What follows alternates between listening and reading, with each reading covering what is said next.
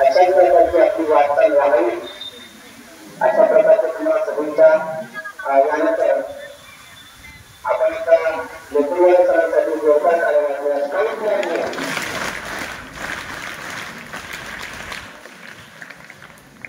आपल्या या कार्यक्रमाचे अध्यक्ष शेगावच्या नगरीचा आराध्य दैवत रामदैवत श्री बालाजी महाराज, विरुद्धेची आराध्य दैवत आई सरस्वती यांना अभिवादन करतो।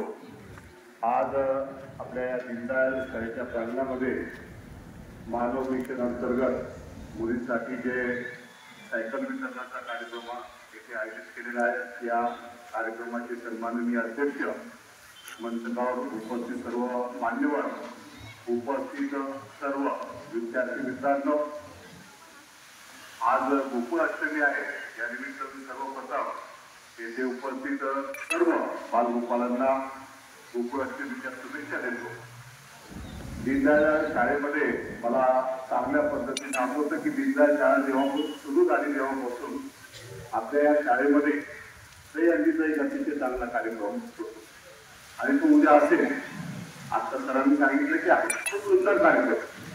मी 1997-98 मध्ये माझा त्यावेळेस व्हिडिओ कॅमेरा आला होता आणि 2000 पासून मी टेलिव्हिजनवर बातम्या सुरू केल्या होत्या। त्यावेळेस त्या व्हिडिओ कॅमेऱ्यामध्ये कॅसेट असायची, त्याचं मिक्सिंग एडिटिंग करून रात्री 9 वाजता माझं केबलवर न्यूज चालायच्या आणि त्यावेळेचे जेही मुख्याध्यापक शिक्षक असतील ते आठवत नाही कोण होते त्यावेळेस समजा। तर दीनदयाल शाळेच्या कार्यक्रमाचे जे पण वर्षभरामधले आध्यात्मिक आणि धार्मिक कार्यक्रम जे व्हायचे त्यामध्ये ते आवर्जून मला बोलवायचे आणि त्या व्हिडिओ कॅमेरा घेऊन ते ज्यावेळेस न्यूज प्रकाशित करायचो, बेळगावच्या शहरामध्ये फक्त धार्मिक कार्यक्रम करून शाळा घ्यायची। एक आपली दीनदयाल शाळा माध्यमिक मध्ये आणि माध्यमिक मध्ये आमची गुंडे मॅडम लहान मुलांचे, छोट्या मुलांचे दहीहंडीचे कार्यक्रम घ्यायचे। मी या निमित्तानं आपण अतिशय भारतीय संस्कृती, आपले भारतीय कार्यक्रम आपण दीनदयाल शाळेच्या माध्यमातून जोपासतात। गोकुळाष्टमीच्या या पर्वावरूनच एकदा आपल्या सर्वांना मनपूर्वक शुभेच्छा देतो। मानव विषयावर अंतर्गत आज जे आपल्याला विद्यार्थ्यांना या सायकली वितरण करतायत, मी माझा वैयक्तिक अनुभव सांगतो। माझी सध्या मुलगी आहे, सध्या हायस्कूलमध्ये आहे। म्हटलं तरी मानव मिशन अंतर्गत माझ्या मुलीने सायकल द्या, पण माझ्या मुलीचा नंबर अवघड लागला नाही। मी समाजामध्ये काय पत्रकार म्हणजे घरगुती माणसं असतो, आणि पत्रकाराची मुलगी पत्रकारी सामान्य मुलीवर असतो आणि मग तिला मागच्या वर्षी सायकल घ्यायची होती, ती बाहेर लागली। तिला एक छोटी सायकल होती, मुलगी मोठी झाल्यानंतर मोठी सायकल लागते।